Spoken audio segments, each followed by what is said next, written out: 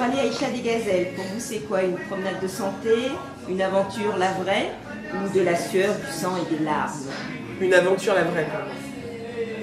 Idem. Ouais, parce que c'est de la sueur, du sang et des larmes, oui, mais selon les tempéraments. Voilà. Nous, c'était d'abord une aventure la vraie. On n'a pas eu de larmes. Non. Les vraies larmes, ok, on n'a pas. On s'est jamais senti désespéré au point de pleurer. Parfois, on était vraiment saoulés, extrêmement saoulés. On n'a jamais été désespéré. Non. Quoi. Et on s'est jamais dit on arrête, on fait demi-tour. Non, c'était une aventure et on l'assumait. Et on l'a assumé jusqu'au bout. Alors votre duo, sinon votre équipage, c'est plutôt Thelma et Louise, Satanas et Diabolo ou Jessie et Bauduc dans la Chérie Fais-moi peur? Ouais, je sais pas. Ouais, Thelma et Louise, je pense, ouais. Ouais, c'est pas mal. Ouais. Sans la fin. Ouais.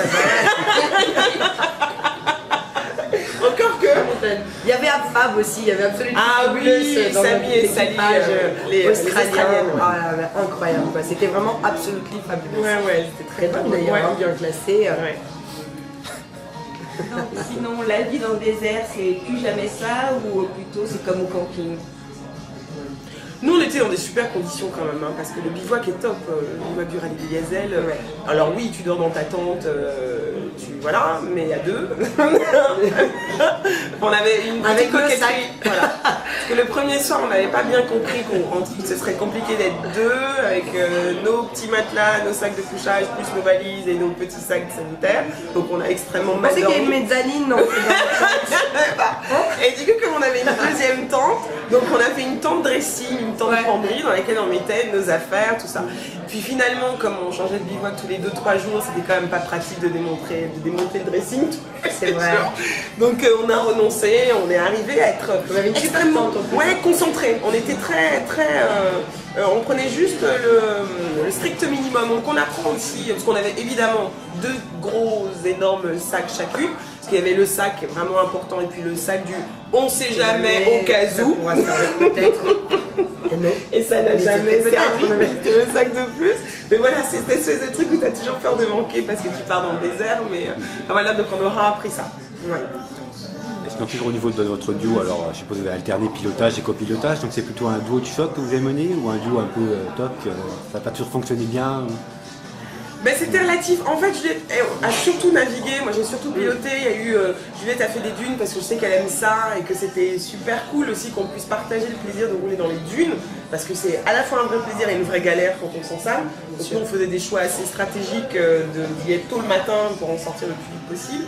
Et c'était un duo partagé, c'est-à-dire que évidemment on apprenait toutes les deux, qui moi au pilotage, qui elle à la navigation.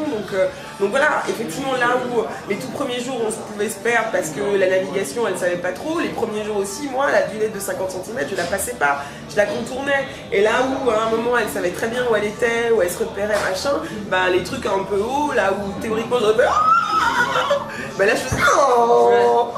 Donc voilà, on apprend au fur et à mesure. Donc quand tu alternes, du coup, alors c'est super intéressant de le faire, forcément c'est rigolo de pouvoir faire bien sûr un peu des deux. Mais effectivement, du coup, tu dois réapprendre et te réadapter. Ouais, tu perds l'avantage de ce que tu as compris. Voilà, après. exactement. C'est-à-dire que toi, tu réapprends la nav, moi, je réapprends à conduire, donc tu perds un peu de temps et d'efficacité. Mais c'était pas l'idée non plus. L'idée, c'était vraiment de pouvoir kiffer un petit peu. Etc. Donc, ouais, ça a bien fonctionné. duo de choc, bien sûr. Ah bon, le choc. C'est un choc. 112e. C'est un choc. C'est un choc pour le duo. pour notre ego, pour notre dignité. Voilà. Ouais. Et donc, s'il y avait une prochaine aventure à laquelle vous deviez participer, ça serait plutôt le Dakar, Pékin Express ou Koh Lanta? Aucun des trois.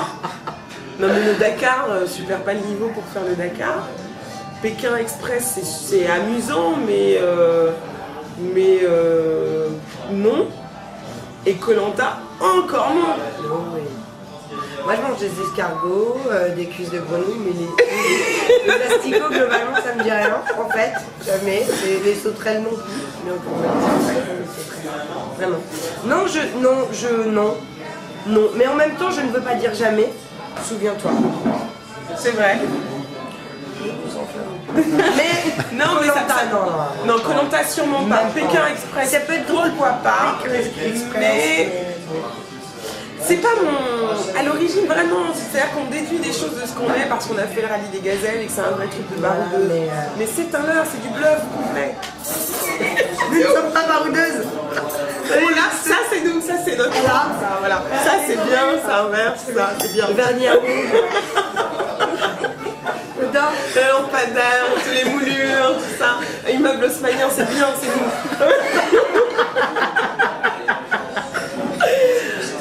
Non, mais on plaisante. Non, mais c'est jamais. Mais ouais, Pékin Express le plus probable.